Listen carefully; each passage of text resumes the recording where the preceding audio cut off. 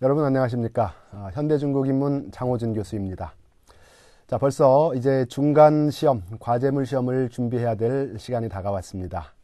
자, 그동안 1, 2학년을 거치면서 3학년으로 진학하신 학우님들께서는 과제물 시험을 준비하시는데 큰 어려움이 없으실 걸로 생각이 됩니다. 자, 하지만 새롭게 3학년으로 또는 2학년으로 편입을 하셔서 이 과목을 듣는 학우님들께서는 처음 맞이하는 온라인 시험, 과제물 시험을 어떻게 준비해야 될지 몰라 막막해 하실 것 같기도 합니다. 자, 그래서 과제물 시험 작성 요령에 대해서 간단한 동영상 강의를 준비해 봤습니다. 자, 먼저 그 과제물 시험의 내용을 확인하는 방법에 대해서 설명을 드리고, 그리고 과제물 시험에 그 표지가 있습니다. 작성하는 서식이 있는데 서식을 받는 방법에 대해서 말씀을 드리겠습니다. 자, 그동안 이 과제물 시험을 여러 번 해오신 학우님들께서는 1번과 2번 내용은 다 아시는 내용들이기 때문에 그냥 넘어가시고 세 번째 과제물 시험 작성 방식 예시에 대한 그 부분으로 넘어가셔서 들으시면 될 것 같습니다. 자, 구체적으로 영화 인생을 보고 남자 주인공 푸케이가 어떻게 그 태도 시대별로 태도가 바뀌게 되는지 이런 주제로 보고서를 작성하는 방식을 예를 들어놨으니까 그쪽 부분부터 참고를 하시면 되겠고요. 그리고 마지막으로는 과제물 시험 평가 기준에 대해서 말씀드리도록 하겠습니다. 자, 먼저 편입생 여러분들을 위한 내용입니다. 과제물 시험 확인하는 방법.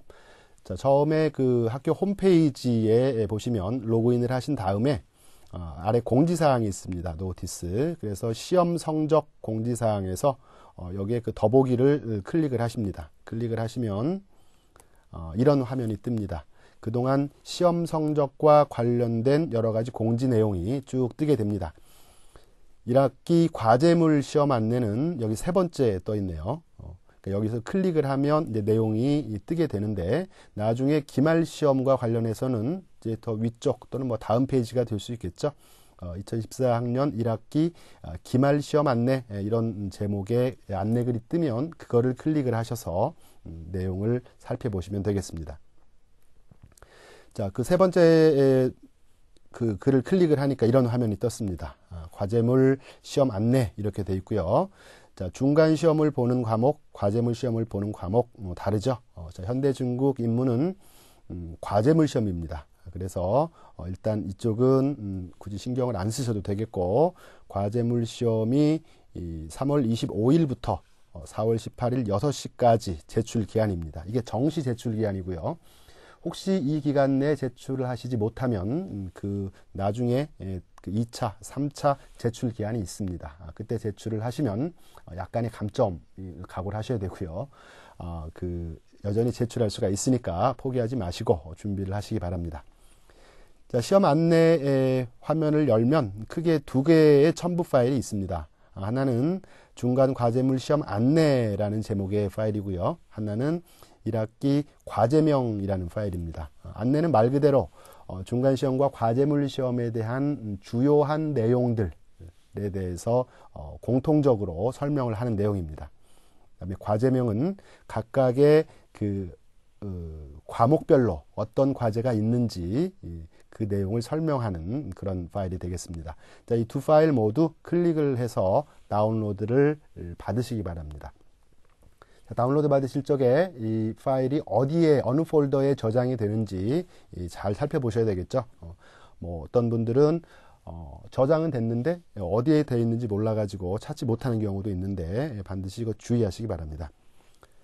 자, 그래서 그 두 가지 파일 중에서 첫 번째 파일, 중간 과제물 시험 안내 파일을 열어보면 이런 화면이 처음에 뜹니다. 그래서 과제물 시험 온라인과 관련된 설명들이 있습니다. 형식 및 분량에 대한 게 있고요. 글자 크기 여러 가지 설명이 있습니다. 일반적으로 보고서를 쓸 때는 11포인트 정도가 가장 적당한 포인트입니다. 여러 가지 조사를 통해서 밝혀진 적도 있는데 11포인트 크기로 했을 때 가독성이 가장 뛰어나고 어떤 집중력을 높이는 그런 효과가 있다고 합니다. 자, 과제물 형식 및 분량이 별도로 지정되어 있는 교과목인 경우에는 A4 용지 5쪽 내외로부터 예외다라고 되어 있습니다. 저희 현대중국 인문 별도로 지정이 되어 있으니까 나중에 그것을 확인하시면 되겠고요. 그 다음에 나중에 제출을 하실 적에, 그 다음에 과제물을 작성을 하실 적에 각각의 그 문서 파일에다가 이런 식으로 세계 역사, 예를 들어 있죠. 학과명, 그 다음에 학번. 그러니까 현대 중국 인문을 들으시는 학우님들께서는 현대 중국 인문, 그리고 한 칸 띄고 본인의 학번, 이런 식으로 파일의 이름을 만드셔야 됩니다.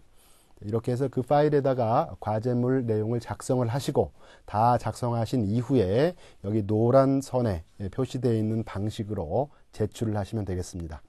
자, 제출하실 적에 그 과제물 파일, 이게 제대로 첨부가 되어 있는지 반드시 확인해 주시기 바랍니다.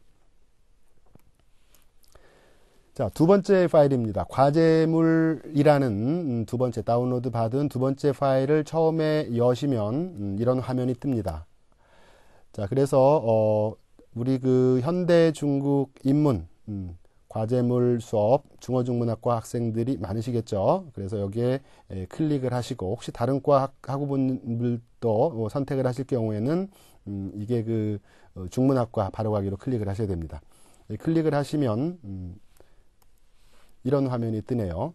현대 중국 인문에서 대상학과, 중어중문학과가 대상학과고 3학년이고, 자, 이 과제명 문서 파일에 26쪽에 있습니다. 과제물이 그 보통 학번 끝자리에 따라서 그 A, B, C, D, E형 해서 학번 끝자리에 따라서 또는 홀수, 짝수에 따라서 A형, B형 이렇게 해서 선택을 하게 돼 있는데, 이 현대 중국 인문은 그러한 구분 없이 똑같이 공통적으로 해당이 되는 그런 과제물이 되겠습니다. 그래서 학번 끝자리가 무엇이든지 간에 여기에 나와 있는 과제물 문제를 준비를 하시면 되겠습니다. 자, 한번 읽어볼까요? 짱이모 감독의 영화 인생 허저죠. 이 허저를 보고 영화 속의 남자 주인공 후케이의 태도가 어떻게 변화했는지에 대해 분석하여 기술하시오. 이렇게 되어 있습니다. 주의 및 참고사항 역시 공통적으로 해당이 되는데, 보고서는 공백을 포함하여 3,000에서 5,000자, 원고지로 15에서 25매 분량으로 작성을 하시고, 그 다음에 기본적인 사항들 뒤에 그 기재하는 방법 설명드리겠습니다.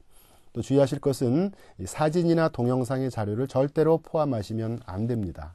이게 굉장히 많은 학우님들께서 과제를 제출하기 때문에 용량이 많아지면 시스템의 과부하가 걸리고, 아울러 이 과제물은 분석 기술하는 내용입니다. 그래서 전부 다 그 문장으로 작성을 하시고, 아울러 개조식 문장도 삼가 주시기 바랍니다. 개조식 문장이라는 것은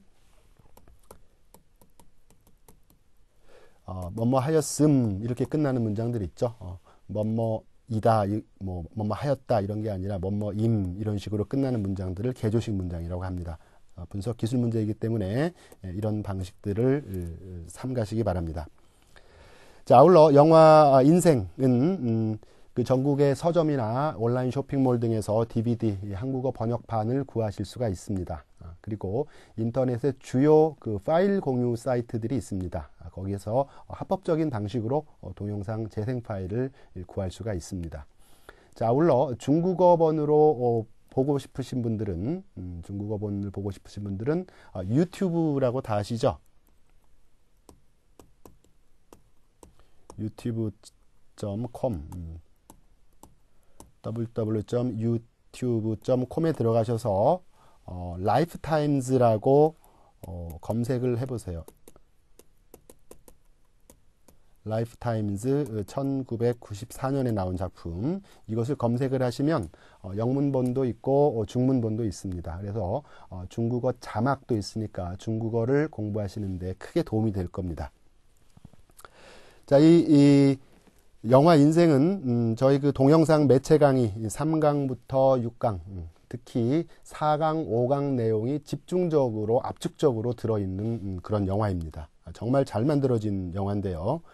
먼저 이 영화를 보기에 앞서서 그 동영상 강의를 꾸준히 먼저 이렇게 듣는 작업이 필요하겠고, 아니면 순서를 바꿔서 먼저 영화를 보고 싶다 하시는 분들은 영화를 먼저 보시고 그리고 나서 나중에 강의를 들으면 어느 것이 되든지 간에 영화와 동영상 강의에 대한 이해가 훨씬 더 깊어질 수 있을 것으로 생각을 합니다. 자, 그래서 그 다음에 이 과제물을 그냥 아무런 그 파일에다 쓰는 게 아니라 일정한 제출하는 서식이 있습니다. 이 과제물 시험, 표지, 서식 받는 방법, 다운로드 받는 방법. 자, 맞춤 정보에 들어가셔서 하단의 좌측 이쪽에 오른쪽에 좀 더 있는데 학생 서식이 있죠. 학생 서식에 들어가시면은 이런 화면이 뜨네요. 처음에는 아마 학적으로 되어 있을 겁니다. 여기서 표지 및 기타 서식을 클릭을 하시면 이런 여러 가지 서식들이 쭉 뜨게 됩니다. 자, 문서를 작성할 때 우리가 사용하는 프로그램이 크게 두 가지가 있죠. 하나는 한글 문서입니다. 아레아 한글이라고도 불리고 한글과 컴퓨터라는 회사에서 만든 거고, 그 다음에 워드 문서라고 있죠. 여러분들 그 컴퓨터에 혹시 이렇게 W 이렇게 돼 있는 표시가 있다면 이게 바로 워드 문서입니다. 마이크로소프트사에서 개발한 그런 프로그램이고, 이 한글은 아마 이 아레아 한글 이런 식으로 표시가 되어 있을 겁니다. 자, 보통 어떤 것을 사용할지 확인을 하시고, 이 해당되는 그 표지를 서식을 다운로드 받으시면 되겠습니다. 자, 대부분은 90% 이상은 보통 이 한글 프로그램을 다운로드를 받습니다. 많이 사용을 하십니다. 자, 표지를 다운로드 받으셔서 먼저 이렇게 그 폴더를 만들어 놓고 과목별로 또는 그 연도별로 2014년 1학기 폴더를 만들어 놓고 여기에다가 저장을 해 두시기 바랍니다. 저장을 하실 적에 미리 그 다른 이름으로 저장을 하면 되는데 그 폴더를 그 파일을 클릭을 하면 그 형식 서식이 이런 식으로 뜨게 됩니다. 여기 잘 보시면 C user 이렇게 돼 있죠. 그래서 이거 temporary internet file, 그러니까 어디 그 시스템 파일 안쪽으로 들어가게 됩니다. 이 상태에서 저장을 하면은 그 시스템 파일 안쪽으로 들어가 있기 때문에 나중에 찾기가 굉장히 어렵습니다. 그렇게 하지 마시고 다른 이름으로 저장하기를 클릭을 하셔서 거기에다가 문서 파일을 현대 중국 인문이라는 이렇게 폴더를 만들어 놓고 여기에다가 이 서식을 저장을 해 놓는 게 여러모로 편리합니다. 그래서 저장을 하실 적에 그냥 처음에 나와 있는 문서 제목 그대로 하시지 마시고 미리 파일 이름을 만들어 놓으세요. 현대 중국 인문, 그다음에 자기 학번 이렇게 해 놓으면은 나중에 여기에 그 한글 문서가 생성이 되게 되죠. 그리고 이제 필요하실 때 이 문서를 클릭을 하셔서 작업을 하시면 됩니다. 자, 방금 다운로드 받은 문서를 클릭을 하시면 과제물 그 서식이 나오게 됩니다. 자, 우리 그 1, 2학년을 계속 공부를 해오신 학우님들도 지금부터는 좀 주의 깊게 듣기 바랍니다. 자, 그러면은 먼저 이 양식에다가 그 넣을 걸 채워내야 되겠죠. 2014학년도 1학기 써야 되고 과목명, 학번, 이름, 그다음에 이메일과 전화번호, 특히 혹시 문제가 있을 경우에 아주 중요하니까 이메일 반드시 기재하시기 바랍니다. 그리고 이제 과제 유형은 공통형이죠. 그리고 이제 과제명. 아까 앞쪽에 상당히 대여섯 줄 상당히 긴 내용의 과제물 지시사항이 있었는데 제가 간단하게 줄여서 한 줄로 만들어 봤습니다. 영화 인생의 남자 주인공 후계의 시대별 태도 변화에 대한 분석. 이렇게 하셔도 되고 그대로 쓰셔도 되고 아니면 조금 더 길게 한 2줄 정도로 늘려서 써도 되고 하지만 5줄 그대로 쓰실 필요는 없습니다. 그건 어차피 그 분량에 포함이 되지가 않으니까요. 자, 그리고 나서 이제 이하 작성을 하시면 되겠습니다. 자, 지금부터가 사실 중요하죠. 어떻게 작성을 할 건가. 정말 작성을 하고 싶은데 막막해 하시는 분들을 위해서 제가 조금 더 설명을 드리도록 하겠습니다. 자, 아랫부분을 다시 이렇게 캡처를 해서 잘라봤습니다. 자, 과제 유형 공통 아까 제목 나와 있죠. 그리고 나서 이제 본문을 그 과제물을 작성을 하기 시작을 합니다. 여기서부터 과제물의 내용이 되기 때문에 한 줄 내지 2줄 정도는 일단 띄어서 쓰시면은 독자가 또는 채점자가 이해하기가 편합니다. 그리고 각각의 그 부분이 있죠. 처음에 서론이 됐든지 이런 그 타이틀을 달고 그다음에 제가 작성을 그냥 시범 삼아서 조금 해본 겁니다. 이대로 꼭 쓰시라는 게 아니고 자, 이렇게 쭉 문장을 써나갈 때 각각의 각 문단의 첫 줄은 이렇게 보통 안쪽으로 들여쓰기를 합니다. 단락의 첫 줄은 한 글자 정도 띄어서 들여서 쓰는 게 맞는 거죠. 사실은 띄어서보다 들여서가 더 정확한 표현이겠군요. 스페이스바 2칸 정도를 띄웁니다. 보통은 뭐 이건 출판사라든가 잡지마다 다 규칙이 다른데 저희 과목에서는 이 2칸, 즉 한 글자를 안으로 집어넣는 것을 규칙으로 하도록 정하겠습니다. 그렇게 해서 서론을 쭉 씁니다. 서론은 이렇게 한 단락이 아니고 뭐 두 단락, 세 단락, 그건 이제 여러분들의 그 결정에 따라 달라질 수가 있는 겁니다. 그리고 서론이 끝난 다음에는 본론이 시작이 되겠죠. 역시 서론과 본론을 구별하기 위해서 이 한 줄 정도 띄워야 됩니다. 한 줄을 띄워야 되고 그 다음에 본론을 쭉 기술을 합니다. 본론은 여러 개의 장으로 구성이 됩니다. 그래서 1 이렇게 나갈 수 있고 그 다음에 이제 2, 3 하고요. 그 다음에 이 장 밑에 절이 있죠. 1절, 2절. 자, 이 절은, 장은 필수적이지만 이 절은 분량이 많지 않기 때문에 필요 없다고 생각하시는 분들은 굳이 절을 따로 구성하지 않아도 무방합니다. 자, 그렇게 해서 본론이 다 완성이 된 이후에는 결론을 써야 되겠죠. 결론. 마찬가지로 띄워야 되고, 자, 지금까지 살펴본 바와 같이 이렇게 하면서 나갑니다. 한 단락도 좋고, 한 단락 너무 짧네요. 생각해 보니까. 한 두 단락, 세 단락. 여러분들이 그 어떤 그 분량을 고려를 하셔서 이 결론을 작성을 하시면 되겠습니다.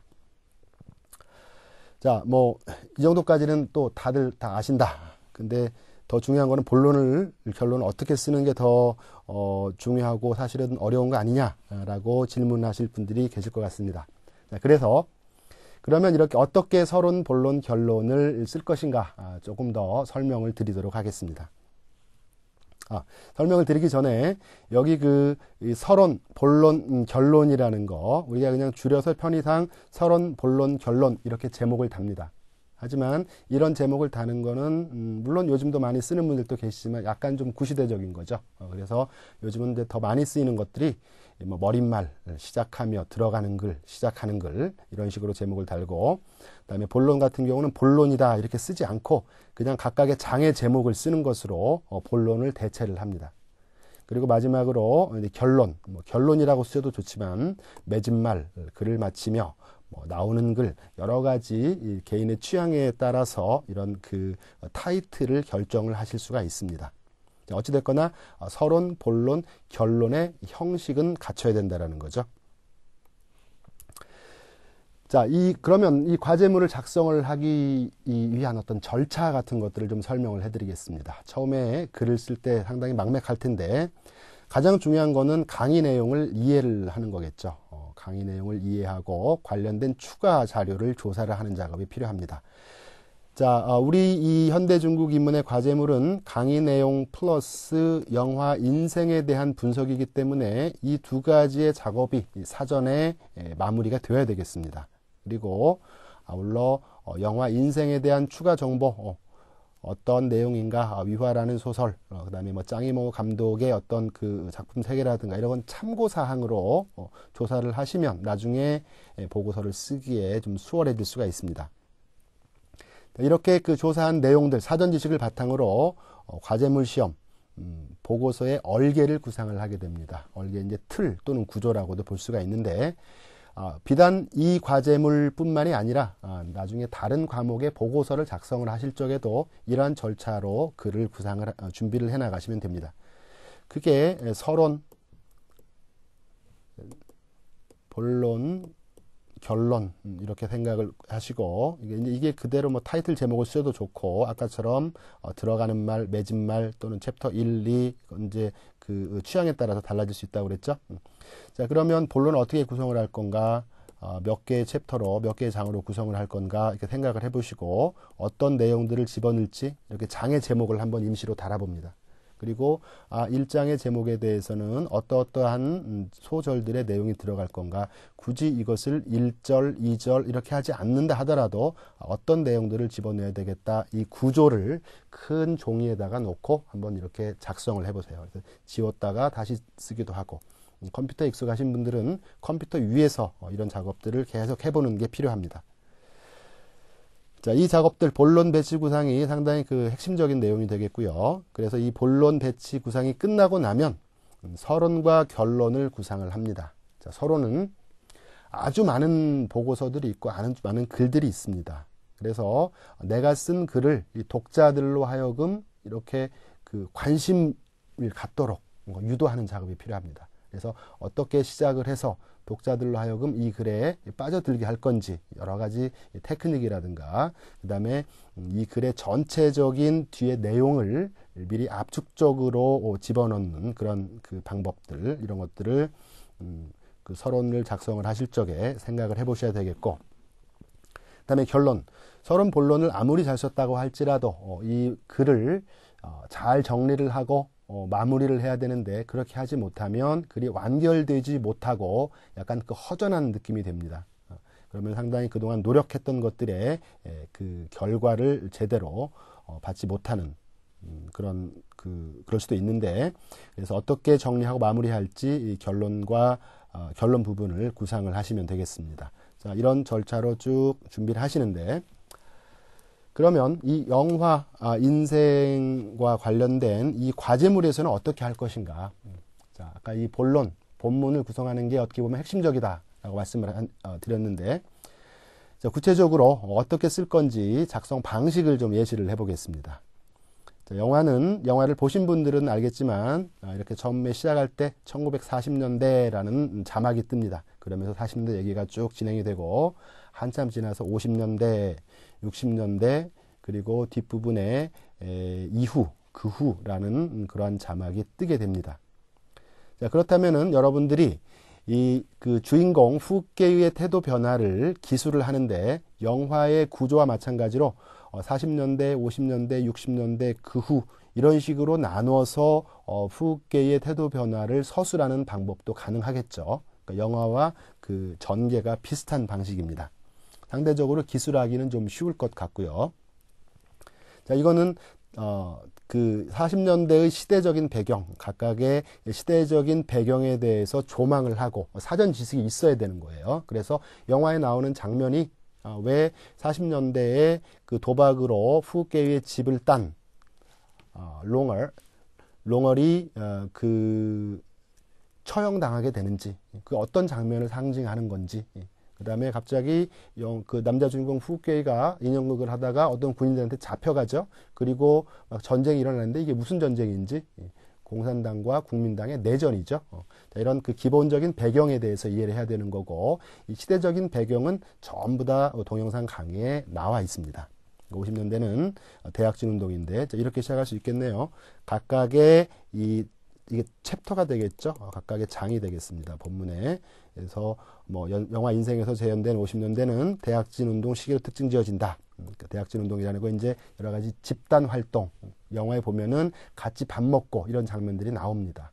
그래서 그 장면이 뭘 상징하는지 그 시대의 이 특징에 대한 사전 이해가 필요하겠죠. 그리고 그러한 이해를 바탕으로 후케이의 태도를 분석을 하시는 겁니다. 60년대는 문화대혁명으로 특징 지어지죠. 마찬가지로 시대적인 배경하에서 배경에 대한 조망하에서 태도 변화를 서술하는 방법. 자, 이런 식으로 글을 써나가는 것도 하나의 좋은 방법입니다. 자, 그런가 하면 다른 방식도 가능할 수가 있겠는데요.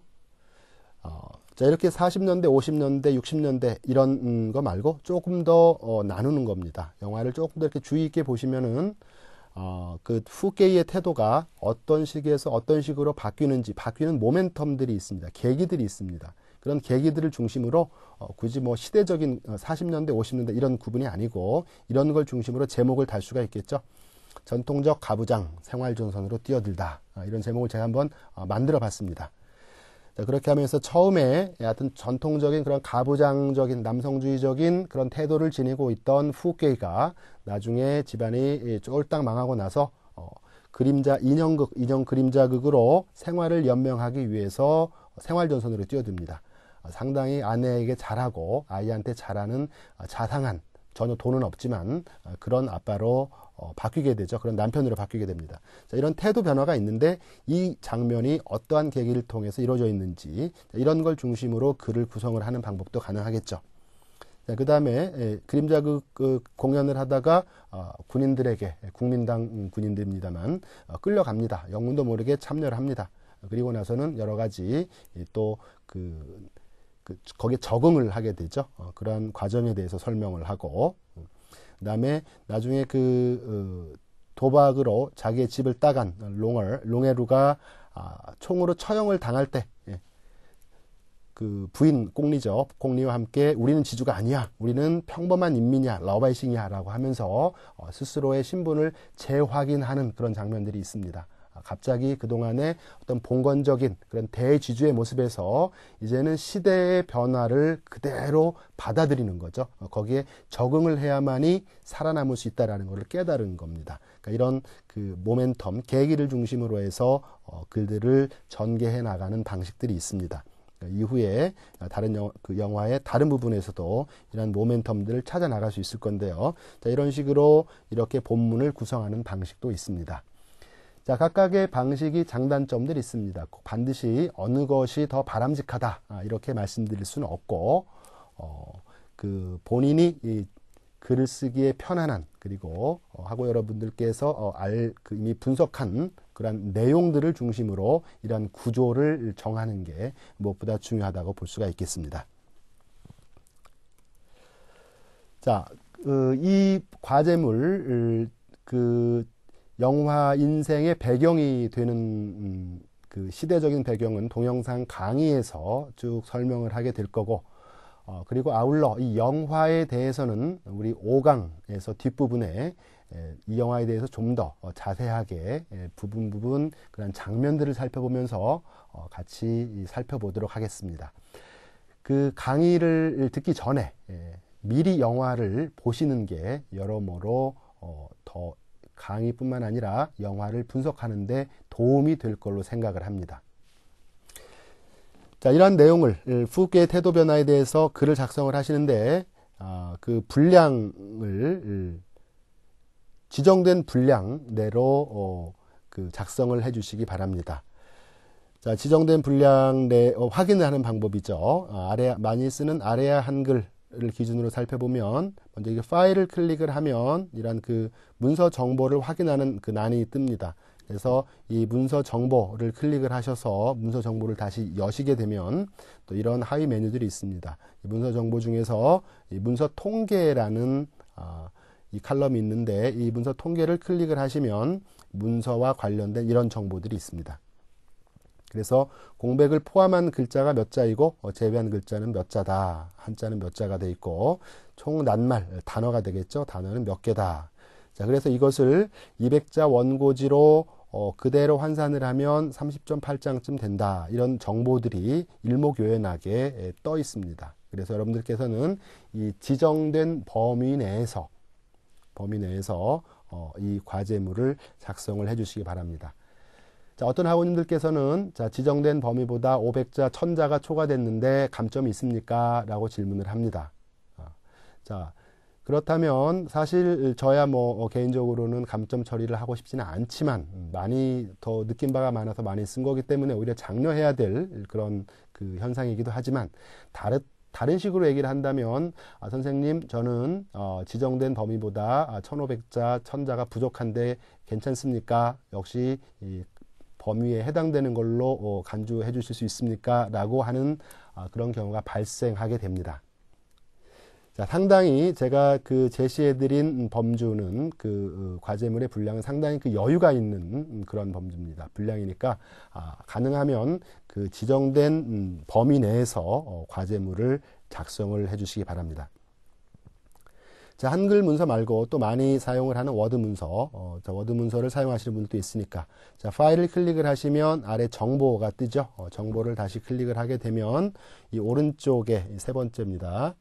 첫 번째, 두 번째, 세 번째 정보에 오른쪽에 정보 내용이 뜹니다. 그래서 몇 페이지고 단어 수가 몇 자고 이런 설명들이 쭉 뜨게 되죠.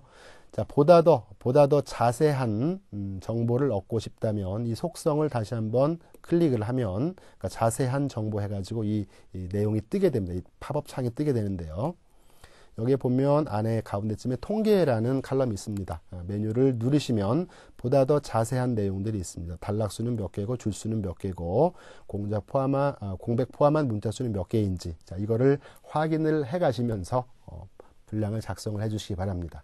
그리고 앞쪽에 그 본문 과제물 그러니까 머릿말 부분이 시작되는 거 위쪽은 그 분량으로 포함시키지 않겠습니다. 그러니까 그 부분 유의를 해주시기 바라고요. 자, 그 다음에 많은 학우님들께서 궁금해하실 평가 기준 말씀드리겠습니다. 자, 첫 번째는 내용의 충실성입니다. 자, 매체 강의 내용을 얼마나 반영을 하고 있는가. 그러니까 영화를 보는 것도 중요한데 아는 만큼 보이게 됩니다. 그래서 매체 강의 내용을 얼마만큼 숙지를 하고 있는지 그리고 강의 내용뿐만 아니라 해당 주제에 관련해서 얼마만큼 조사를 하고 얼마나 많은 지식을 가지고 있는지 이것을 종합적으로 파악을 해서 내용의 충실성이라는 항목하에서 10점을 배점을 했습니다. 자, 과제물 시험은 30점 만점이죠. 30점 만점에 10점 상당히 큽니다. 그 다음에 글의 구조는 5점을 배점했습니다. 자, 서론, 본론, 결론의 이런 형식을 제대로 갖추고 있는가. 그 다음에 과제물의 분량은 적정한가. 이것을 통합적으로 평가를 해서 5점을 배점을 했고요. 그 다음에 논리적인 전개입니다. 자, 서론, 본론, 또 본론에 1, 2, 3장이 있고, 결론. 자, 여기에서 각각의 부분들, 서론과 본론, 그 다음에 1장과 2장, 2장과 3장, 그 다음에 결론의 내용들이 서로 유기적인 관련이 있는가, 서로 그 인과관계가 됐든 어떤 그 연관성을, 뚜렷한 연관성을 지니고 있는가. 갑자기 얘기를 하다가 3장에서 갑자기 대장정에 관련된 얘기가 나온다. 그럼 아무리 잘 썼어도 상호 연관이 없는 거죠. 이건 논리적으로 타당하지 않은 것이 됩니다. 그리고 각각의 장에 대해서 이 절의 제목을 달게 되는데 그 제목들에 걸맞는 적합한 내용들로 채워지고 있는가. 예를 들어서 1950년대의 대학진 운동에 대해서 얘기를 하고 있는데 갑자기 개혁개방 이후 얘기가 나온다거나 그러면은 적합한 내용이라고 볼 수가 없고 논리적으로 정합적이지 못하죠. 자, 그 다음에 네 번째, 역시 10점이 배점되어 있는 굉장히 높은 항목입니다. 내용의 독창성입니다. 이 독창성 항목에서 특히 강조드리고 싶은 것은 본인이 직접 썼는지의 여부를 중시하겠다라는 겁니다. 많은 학우님들이 알고 계시겠지만 저희 방송대학에서는 방송통신대에서는 표절 검색 시스템이 있습니다. 이 모든 과제물을 받게 되면 먼저 1차적으로 표절 검색 시스템을 통해서 그 과제물이 어떤 그 인터넷의 어떤 내용 또는 다른 다른 학우님들의 보고서 내용 또는 이전에 제출됐던 보고서 내용과 어느 정도 일치하는지 그 나름대로의 기준에 따라서 표절 여부를 가려내게 됩니다. 이렇게 해서 표절로 판명이 되면 이것은 독자, 특히 그 채점자로서는 어떻게 할 수 없는 그런 상황이 발생하게 됩니다. 이 부분 꼭 여러분들 염두에 두시고 반드시 본인이 직접 보고서를 쓰시기 바랍니다. 예를 들어서 자, A라는 분이 보고서를 미리 다 썼는데 이 B라는 학우님이 이 보고서도 처음 써보고 너무 어려워하시는 것 같아서 보고서를 보여줬어요. 빌려줬어요. 그런데 표절 검색 시스템에서 이 A와 B 학우님이 쓴 보고서가 표절로 확인이 됐습니다. 자, 이런 경우에는 상식적으로만 보면 이 B라는 학우님이 표절을 한 거긴 하지만 검색 시스템에서는 그러한 선후관계를 파악을 할 수가 없습니다. 그래서 A와 B 보고서 모두 표절한 보고서로 판결이 됩니다. 이런 상황이 발생하지 않도록 하고 여러분들 각별히 주의해 주시기 바랍니다.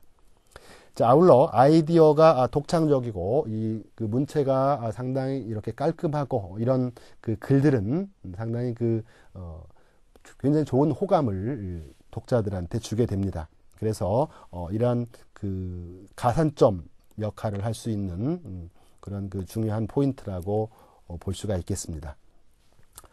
자, 여러분, 처음 보고서를 과제물을 작성하시는 분들, 그리고 그동안에 작성해 오신 분들도 과제물에 들어가는 시간, 작성하는 데 시간을 내기가 어려워서 상당히 그 힘들어 하시는 것을 알고 있습니다.